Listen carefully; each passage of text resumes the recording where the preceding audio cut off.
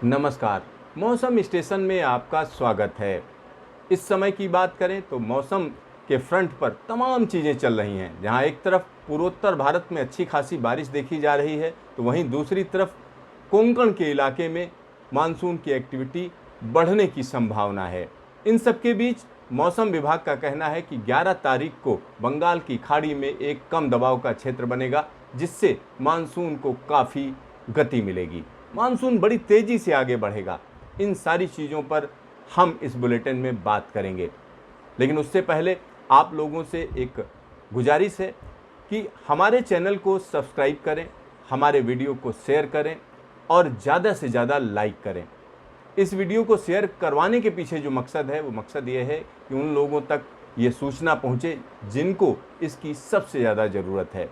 तो आइए शुरू करते हैं सैटेलाइट इमेजरी से। तो यहाँ पर सबसे पहले ये देखिए कि किस तरीके की ताज़ा सैटेलाइट इमेजरी है, जिसमें एक्टिविटी साफ साफ दिख रही है। अगर हम देखें तो यहाँ बंगाल की खाड़ी पर जो बादलों की धमाचौकड़ी है वो बढ़ गई है। जहाँ एक तरफ अंडमान निकोबार पर आप देख सकते हैं कि मानसून के बादल और ज़्यादा उमड़ घुमड़ रहे हैं। यहाँ कई जगहों पर पिछले 24 घंटे में बहुत अच्छी बारिश रिकॉर्ड की गई है। साथ ही साथ अगर हम उड़ीसा की बात करें तो उड़ीसा खास तौर पर उत्तर उड़ीसा के तमाम इलाकों पर बादलों की चहलकदमी शुरू हो गई है। साथ ही साथ यहाँ पर अगर हम बंगाल की बात करें तो बंगाल का जो सुंदरवन का इलाका है और साथ ही साथ उड़ीसा से लगा हुआ जो इलाका है वहाँ पर भी एक्टिविटी बढ़ चुकी है। पूर्वोत्तर भारत की बात करें तो यहाँ के कहने क्या, मौसम विभाग ने लगातार चेतावनी दी थी कि 3-4 दिनों तक रह रहकर जोरदार बारिश होगी। और दूसरी तरफ अगर हम देखें तो यहाँ पर उत्तर प्रदेश में भी कुछ प्री मानसून एक्टिविटी है लखनऊ के आसपास, और इसके अलावा अगर यहाँ पर देखा जाए तो मुंबई के आसपास लगातार बादलों की धमाचौकड़ी बनी हुई है। कर्नाटक में बादलों की आवाजाही है, साथ ही साथ गोवा में उमड़ घुमड़ रहे हैं बादल। रत्नागिरी की बात करें तो रत्नागिरी में भी वही स्थिति है। साथ ही साथ यहाँ पर अगर हम विदर्भ की बात करें तो बादलों का आना जाना है। बाकी हिमालय पर्वत की बात करें, अगर इसको देखें तो यहाँ आप देख सकते हैं उत्तर पश्चिम भारत में जम्मू कश्मीर और लद्दाख के ज़्यादातर इलाके एकदम पूरी तरीके से साफ़ हैं। आप देख सकते हैं हिमालय पर्वत साफ साफ दिख रहा है सैटेलाइट इमेजरी में। और ये स्थिति हम कह सकते हैं कि यहाँ पर हिमाचल में भी है, साथ ही साथ उत्तराखंड के तमाम इलाकों में यही स्थिति है। अभी आसमान फ़िलहाल साफ़ है। लेकिन यहाँ पर अगर नेपाल की बात करें तो नेपाल के ऊंचाई वाले इलाकों में ख़ास तौर पर माउंट एवरेस्ट के आसपास के जो इलाके हैं वहाँ पर बादलों की आवाजाही देखी जा सकती है। तो ये स्थिति इस समय की है, लेकिन इस स्थिति में बड़ा बदलाव होने जा रहा है। ये स्थिति बदलने जा रही है, क्योंकि मानसून की जब हम बात करते हैं तो इसकी दो बाहें होती हैं, दो आर्म होती हैं। एक इलाका वो जो अरब सागर से दाखिल होता है भारत की भूमि पर, दूसरा इलाका या दूसरा हिस्सा मानसून का वो होता है जो बंगाल की खाड़ी से पूरब के इलाके में दाखिल होता है और उत्तर पश्चिम भारत तक जाता है। लेकिन इस समय की अगर हम बात करते हैं तो इस समय मानसून की जो स्थिति है उसमें कुछ गिरावट है, मतलब उसमें उस तरीके की बारिश नहीं हो रही है जैसी होनी चाहिए। लेकिन ये स्थिति बहुत लंबे समय तक नहीं रहेगी। 10 तारीख से बारिश में एक बार फिर से बढ़ोतरी शुरू हो जाएगी। तो यहाँ पर आइए हम आपको दिखाते हैं न्यूमेरिकल मॉडल के जरिए कि आखिरकार क्या होने जा रहा है। तो यहाँ ये आज की स्थिति है। आज की स्थिति में आप देख सकते हैं कि जो उत्तर पश्चिम भारत के जो मैदानी इलाके हैं ख़ास तौर पर किस तरीके से वहाँ पर जो पछुआ हवाएं हैं वो स्ट्रांग हो जाएंगी। ये देखिए, ये साफ साफ दिख रहा है कि यहाँ पर पछुआ हवाएं स्ट्रांग हो चुकी हैं। साथ ही साथ यहाँ पर एक और चीज़ आपको नज़र आ रही होगी कि जो हवाएं अरब सागर से आ रही हैं और उसके बाद मध्य भारत में बारिश देती हुई फिर वापस बे ऑफ बंगाल में जा रही हैं और वहाँ से मुड़ के हम कह सकते हैं कि बागडोगरा के आसपास होते हुए या सिक्किम होते हुए ये कहीं ना कहीं यानी अगले 12 घंटे में बिहार में दाखिल हो रही हैं। यानी बिहार में पूर्वैया हवा चल रही है। यानी अगर हम बात करें उत्तर बिहार में तो यहाँ पर हवाएं बदल जाएंगी और ये हवाओं का बदलाव गोरखपुर अयोध्या तक देखा जाएगा। यानी गोरखपुर, अयोध्या, साथ ही साथ लखीमपुर खीरी, सिद्धार्थनगर, इन सारी जगहों पर ये हवा का बदलाव अगले 12 घंटे में महसूस होने लगेगा। चलिए आगे की बात करते हैं। ये बात हम कर रहे हैं 9 तारीख की, यानी अगले 24 घंटे में किस तरीके से मौसम में बदलाव होगा। तो यहाँ आप देख सकते हैं कि मौसम में एकदम ज़बरदस्त बदलाव। क्योंकि यहाँ से पुरवैया जो दाखिल हो रही हैं वो कहीं ना कहीं तराई वाले इलाके में अच्छी बारिश देना शुरू कर देंगी। यानी अगले 24 घंटे में हम कह सकते हैं कि मध्य भारत में के कई इलाकों में, खास तौर पर मध्य प्रदेश के वो इलाके जो महाराष्ट्र से लगे हुए हैं, साथ ही साथ महाराष्ट्र के वो इलाके जो मध्य प्रदेश से लगे हुए हैं, वहाँ पर ज़ोरदार बारिश का अनुमान है। साथ ही साथ छत्तीसगढ़ के कई इलाकों में अच्छी बारिश का अनुमान है।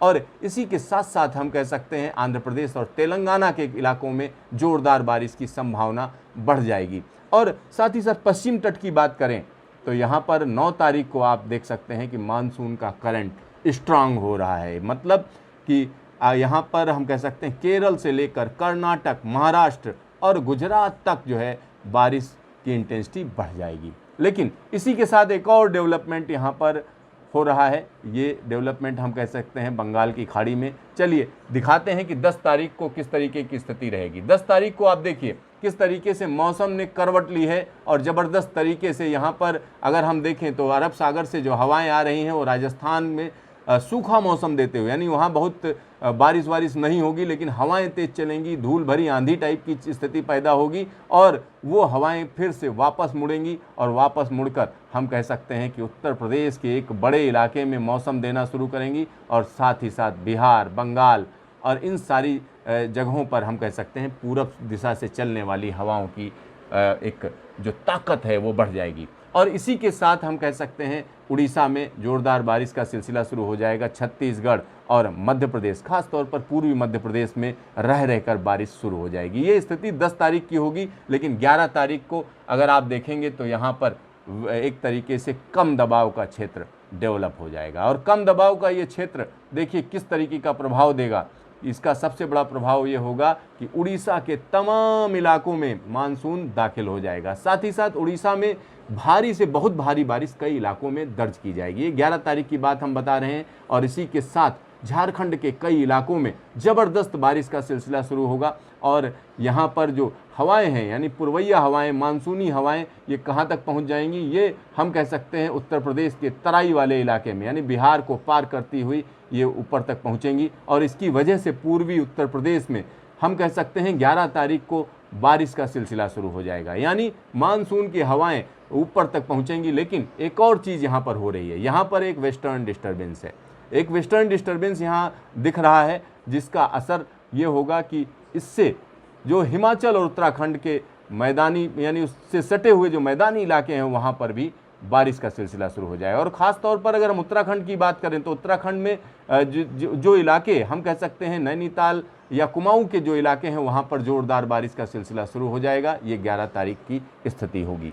और एक और बड़ी चीज़ है, जब मानसून की हवाएं पहुंचती हैं तो इनकी खासियत क्या होती है, ये हवाएं नम होती हैं और ये हवाएं बड़ी तेज़ी से चलती हुई हिमालय पर्वत से टकराती हैं। चूँकि हिमालय एक जियोग्राफिकल बैरियर है, इस वजह से होता क्या है कि हिमालय को ये पार नहीं कर पाती हैं, तो हिमालय से टकराकर वहाँ पर बारिश देते हुए वे वापस लौटती हैं और तराई के इलाके में झमाझम बारिश का सिलसिला शुरू कर देती हैं। तो ये स्थिति हम कह सकते हैं 11 तारीख के बाद बनती हुई दिख रही है, यानी न्यूमेरिकल मॉडल ऐसा कह रहे हैं कि ये स्थिति बनेगी। और इसी के साथ मौसम विभाग का भी कहना है 11 से लेकर 13 तारीख के बीच में बंगाल, बिहार, उड़ीसा, छत्तीसगढ़ और पूर्वी उत्तर प्रदेश में मानसून पहुंच जाएगा। और एक और बड़ी मज़ेदार सी चीज़ हम आपको बताना चाहेंगे, अक्सर होता है मानसून गोरखपुर में जाकर ठहर जाता है और गोरखपुर से आगे नहीं बढ़ता है, कुछ दिन वहाँ एक तरीके से आराम करता है।